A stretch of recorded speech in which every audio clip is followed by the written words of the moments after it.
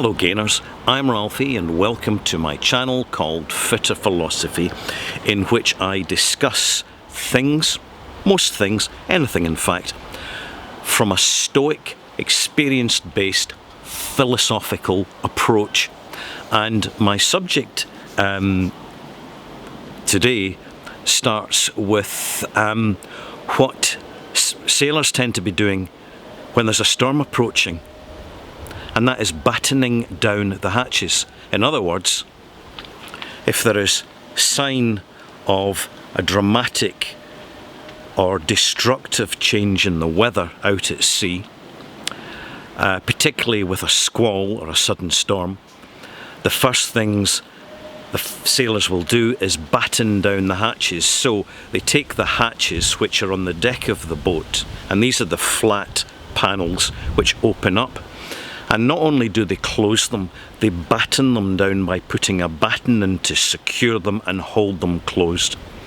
Because when the stormy seas are coming over the bow of the ships, if these hatches are stowed, if they are closed, if the hatches have been battened down, then the water can't get inside the ship, because if it did, there's far more chance that the ship would sink. And the skill is, of course, to have experienced sailors on your ship who really know not just when the weather's changing or how the weather's changing, but importantly, and it's based on experience, how it's going to impact the ship's environment. And it's something that I find quite remarkable.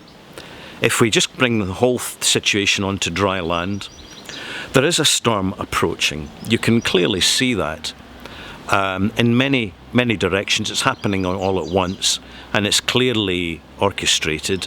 And hey, it's happened before. It will happen again. You know, it's real life. Deal with it. And the best way that we can deal with it is to be prepared for the incoming storm by battening down our hatches. It's not just buying an extra food, taking fewer trips in our vehicles, and it doesn't matter whether it be petrol, diesel or electric. Everything's just going to cost more anyway, because that's what it's designed to do. It's simply history repeating. It's the predictability of the human condition that really comes into a sharp practical focus, specifically when we have experience of time to actually witness it. There's nothing like personal experience to learn some dramatic lessons in life. And in preparing for this storm, you know, we can't get 100% everything right. It's highly unlikely.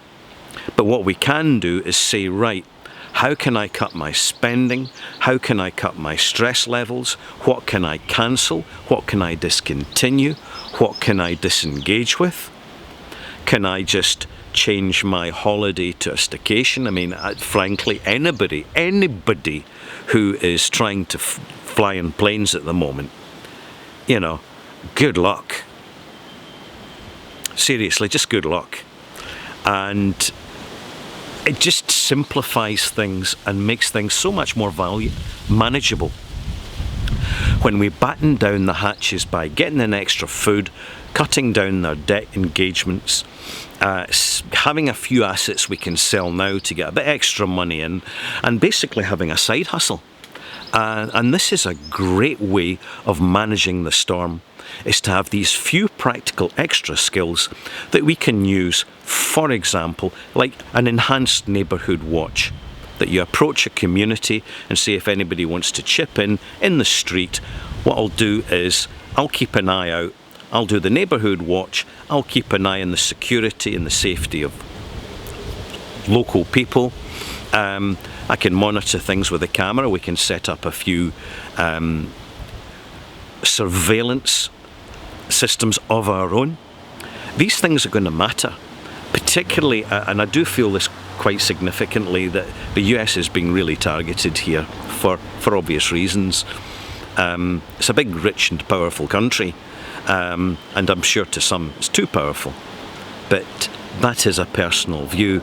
But the more that we understand the macro situation of the human condition, the more that we can draw in to the micro and how it affects us personally. We need to understand the bigger picture. And when we do understand the bigger picture using the practicalities of Stoic philosophy, then we can batten down our hatches and we are more likely to weather the storm and our ship will not be sunk.